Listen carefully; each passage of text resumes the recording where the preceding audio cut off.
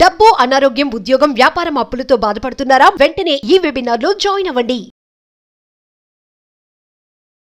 నమస్తే, welcome to Suman TV. నేను విష్ణు. ప్రస్తుతంతో పాటు certified financial planner Madhavi Reddy గారు ఉన్నారు. వారితో మాట్లాడదాం. నమస్తే మాధవి రెడ్డి గారు. నమస్తే అండి. మాధవి రెడ్డి గారు, welcome to market weekend outlook madam. Of course. So మనం ఒక్కసారి శుక్రవారం నాటి మార్కెట్లు ఎక్కడ క్లోజ్ అయినా చూద్దాము. సెన్సెక్స్ వచ్చేసి 79,486 దగ్గర క్లోజ్ అయింది. నిఫ్టీ వచ్చేసి 24,180 వద్ద క్లోజ్ అయింది.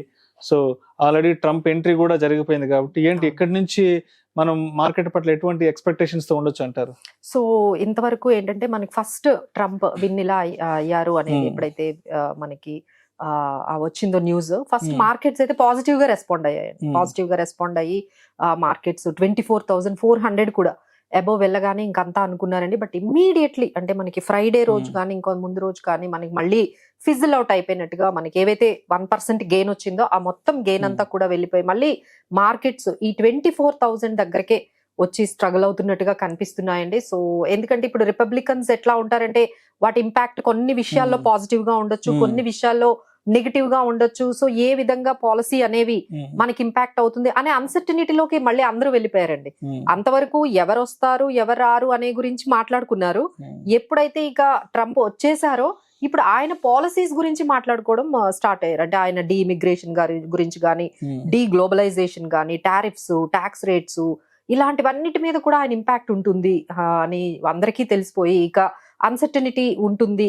మనకి ఇంకా క్లారిటీ రాలేదు కాబట్టి మళ్ళీ మార్కెట్స్ దే హ్యావ్ షెడ్ ఏవైతే మనకి రిటర్న్స్ వచ్చాయో అవన్నీ కూడా వెళ్ళిపోయి ఇప్పుడు నౌ మార్కెట్స్ ఆర్ హోల్డింగ్ 24,000 దగ్గర అయితే మంచి సపోర్ట్ ఉందండి. వి హోప్ సో దట్ 24,000 నుంచి మనకి నెక్స్ట్ వెళ్దాము అని, లేదు అంటే మనకి 23,800 is the next good support అని చెప్పొచ్చు. బట్ రెసిస్టెన్స్ అయితే 24,450, 24,600 అయితే మార్కెట్స్ నెక్స్ట్ వీక్ అంతా కూడా ఈ రేంజ్ లో ఒక 400-500 పాయింట్స్ రేంజ్ లో ఉంటుందని ఎక్స్పెక్ట్ చేస్తుంది.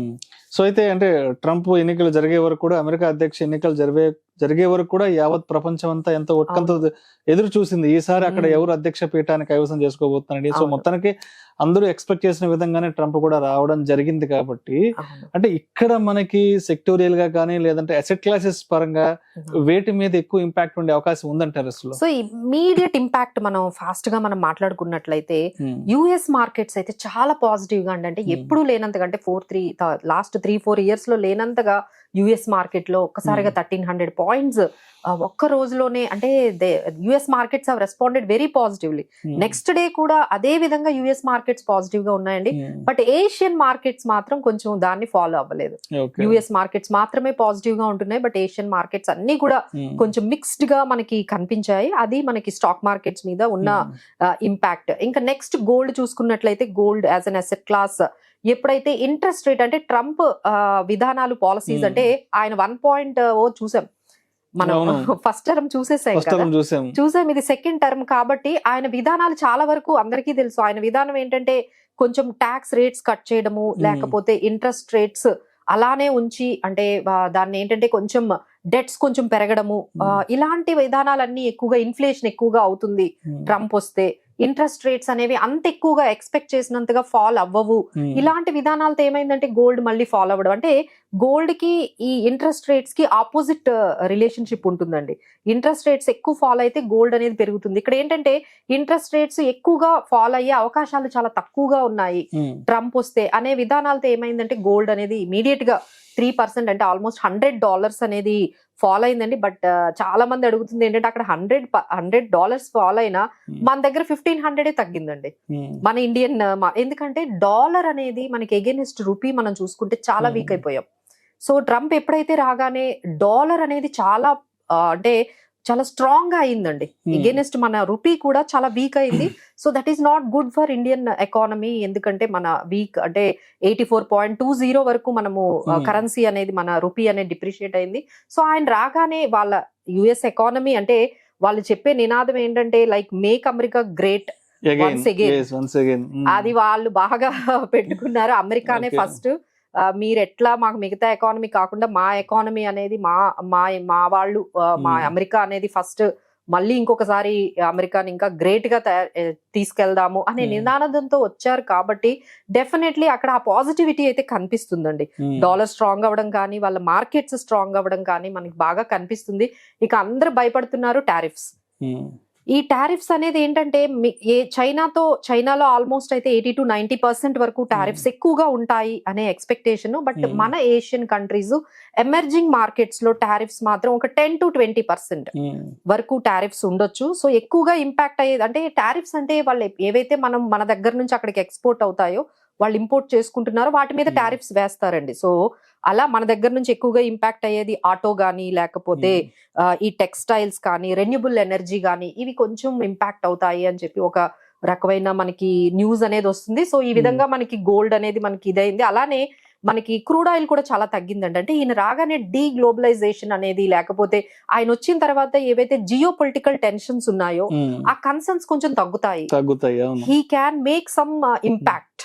ఆ మొత్తం ఏదైతే మిడిల్ ఈస్ట్ లో వార్ జరుగుతుందో ఆయన కొంచెం దూరంగా ఉంటారు. ట్రంప్ ఎప్పుడు కూడా ఆయన వ్యతిరేకిస్తారు కాబట్టి సో మళ్ళీ అక్కడ మనకి ఏమవుతుందంటే ఈ మనకి క్రూడ్ ఆయిల్ కూడా తగ్గింది.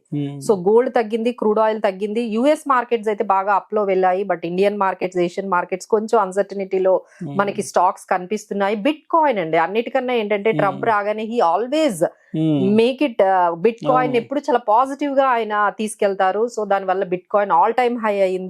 సో బాండ్ వాల్యూషన్స్ పెరిగాయండి. ఎందుకంటే ఇంట్రెస్ట్ రేట్స్ ఎప్పుడైతే కొంచెం తగ్గాయో, మొన్న ఫెడ్ ఇంట్రెస్ట్ రేట్ మనకు కనిపించింది. So fed interest rate 25 BPS points తగ్గించారు. సో బాండ్ ఈల్డ్స్ అనేవి మళ్ళీ పెరుగుతున్నాయి. సో ఈ విధంగా bonds, gold and crude oil as well as stocks అన్ని కూడా ట్రంప్ మార్క్ అనేది అయితే మనకి వీక్ అంతా కనిపించిందండి. రైట్. సో అయితే ఇప్పుడు ఇండియన్ మార్కెట్స్ ఎక్స్పెక్ట్ చేసిన విధంగానే ట్రంప్ వచ్చారు కదా, బట్ అయినా కూడా ఎఫ్ఐఎల్ ఇంకా సెల్లింగ్ చేసుకుని వెళ్తూనే ఉన్నారు. ఇప్పటికీ రోజుకి 4-5 వేల కోట్ల రూపాయలు సెల్ చేసి ఇంకా చైనా వైపే వెళ్తున్నారు కదా. అంటే ఎందుకు ఇప్పుడు మార్కెట్ మీద ఒక క్లారిటీ వచ్చేసింది కాబట్టి నెక్స్ట్ మన మార్కెట్స్ ఎలా ఉండబోతున్నాయి అన్న క్లారిటీ వచ్చేసింది. బట్ ఇంకా ఎందుకు వెనక్కి వెళ్లాల్సిన అవసరం ఏముందంటారు ఈ విదేశీ మదుపర్లకి? అంటే ఎఫ్ఐఐస్ నాట్ ఓన్లీ చైనా అనే మనం తీసుకోకూడదండి. ఎప్పుడైతే యుఎస్ మార్కెట్స్ చాలా పాజిటివ్ గా వెళ్తాయి అంటే మరి కొంచెం అక్కడ ఇన్వెస్ట్ చేస్తారు కదా, అలా ఒకటి మనం చూడొచ్చు. ఇంకొకటి ఏంటంటే ఇంట్రెస్ట్ రేట్స్ ఎప్పుడైతే తగ్గాయో బాండ్స్ అనేవి పెరుగుతాయండి. మేబీ ఈ మనీ అంతా అక్కడికి వెళ్తుండొచ్చు.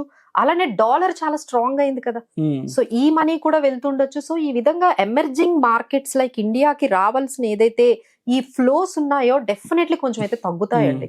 సో తగ్గుతాయి, వచ్చేవైతే తగ్గుతాయి. ఇంకా ఇక్కడ ఉన్న వాళ్ళు కూడా రిటర్న్స్ ఎక్కడ ఎక్కువ వస్తే అక్కడికి వెళ్ళిపోతారు. అలానే మన ఇండియన్ మార్కెట్స్ లో ఎప్పటి నుంచో ఉంది, ఇక్కడ వాల్యుయేషన్స్ కొంచెం బాగా స్ట్రెచ్ అయ్యాయి అనేది అయితే మనకి కనిపిస్తుంది. ఈ రీజన్ అలాంగ్ విత్ ఈ ట్రంప్ రీజన్ తో కలిపి ఎఫ్ఐఎస్ సెల్లింగ్ అక్టోబర్ లో 1.2 CR అంటే lakh crore అమ్మడమే కాకుండా నవంబర్ లో కూడా ఆల్రెడీ సెల్లింగ్ స్టార్ట్ చేశారండి. యావరేజ్ గా ఎవ్రీ డే 4,000 crores సెల్ చేస్తున్నారు. ఇప్పటికే ఒక 16,000 కోట్ల వరకు ఎఫ్ఐఎస్ సెల్లింగ్ ఈ జస్ట్ 4-5 days లోనే మనకి కనిపించింది. సో రీజన్స్ అయితే ఎఫ్ఐఎస్ సెల్లింగ్ అవ్వడానికి, so maybe they are looking for some other opportunities which are safer and better than Indian or emerging markets అనేది కనపడుతుంది. సో అదేవిధంగా ఇప్పుడు ఫెడ్ ఇంట్రెస్ట్ రేట్స్ ఉన్నాయి కదా, మరి దీని వల్ల మరి ఇండియన్ మార్కెట్ ఇంట్రెస్ట్ రేట్స్ ఏ విధంగా ఉన్నాయి? డెఫినెట్లీ అంటే మన దగ్గర కూడా చాలా రోజులు అయిపోయింది, అంటే చాలా క్వార్టర్స్ లో మనకి తగ్గించడం అనేది లేదు. ఎందుకంటే ఎప్పుడు ఒకటే రీజన్ అండి, ఇన్ఫ్లేషన్ అనేది కంట్రోల్ రావడం లేదు. సో మార్కెట్ లో ఇంట్రెస్ట్ రేట్స్ అనేవి ఎప్పుడు ఆర్బీఐ ఇన్ఫ్లేషన్ తో లింక్ చేసి మాట్లాడుతుందండి. సో ఇన్ఫ్లేషన్ తగ్గితేనే ఇంట్రెస్ట్ రేట్స్ తగ్గిస్తామని చెప్తున్నారు. బట్ ఈ టైంలో మార్కెట్ కు పాజిటివ్ న్యూస్ అనేది చాలా అవసరం అండి. అంటే ఒకవైపు ఈ కార్పొరేట్ ఎర్నింగ్స్ కూడా కొంచెం మిక్స్డ్ గా ఉండడము, ఎఫ్ఐఎస్ సెల్లింగ్ అవ్వడము, సో మార్కెట్స్ ఇలా స్టక్ అయిపోయాయండి. ఒక 26,277 నుండి ఇప్పుడు 24,000 వరకు వచ్చేసాయి. ఇక్కడ కూడా మార్కెట్స్ ఇలాగా స్టక్ అవుతున్నాయి కాబట్టి ఇక్కడ ఒక పాజిటివిటీ అనేది మార్కెట్ కావాలి. మేబీ ఈ డిసెంబర్ లోనైనా కనీసం ఆర్బీఐ ఇంట్రెస్ట్ రేట్స్ కొంచెమైనా తగ్గిస్తే కొంచెం అది మనకి మార్కెట్స్ కి కొంచెం బెటర్ గా అవుతుందని ఎక్స్పెక్ట్ చేద్దాము. So let's hope for the best. So మరి అంటే ఇప్పుడున్న ఈ మార్కెట్ సినారియోని దృష్టిలో ఉంచుకొని మరి మన రాడార్ లో ఏమన్నా కొన్ని స్టాక్స్ పెట్టుకోవచ్చు అంటారా? సో అంటే ఇప్పుడు మనం అంతా కూడా అవునండి, కార్పొరేట్ ఎర్నింగ్స్ అయితే ఒకసారి అయితే మనం చూసుకోవాలండి. సో కొన్ని ఎర్నింగ్స్ ఉన్నాయి, అంటే మనకి Apollo hospitals, SBI, Tata steel, Hindalco power grid, Chambal fertilisers, blue star, ఇలా కొన్ని ఏంటంటే మంచి రిజల్ట్స్ అనేవి ఇచ్చాయి. బట్ కొన్ని అయితే బాగా బ్యాడ్ రిజల్ట్స్ ఏంటంటే టాటా మోటార్స్, ట్రెంట్, ఎల్ఐసి ఇవన్నీ కూడా కొంచెం మిక్స్డ్ రిజల్ట్స్ ఇచ్చాయండి. So they need to be very careful about these markets. ఇప్పుడు మన ఇంపాక్ట్ ఏదైతే ఈ రిజల్ట్స్ ఇంపాక్ట్ మేబీ మనకి మండే మార్కెట్ లో కనిపించవచ్చు. సో స్టాక్ స్పెసిఫిక్ గా, సెక్టార్ స్పెసిఫిక్ గా అయితే చాలా జాగ్రత్తగానే కొంచెం ప్రైస్ అంటే ఎంట్రీ లెవెల్స్ అనేవి కొంచెం జాగ్రత్తగా తీసుకుంటే బెటర్ గా ఉంటుందండి.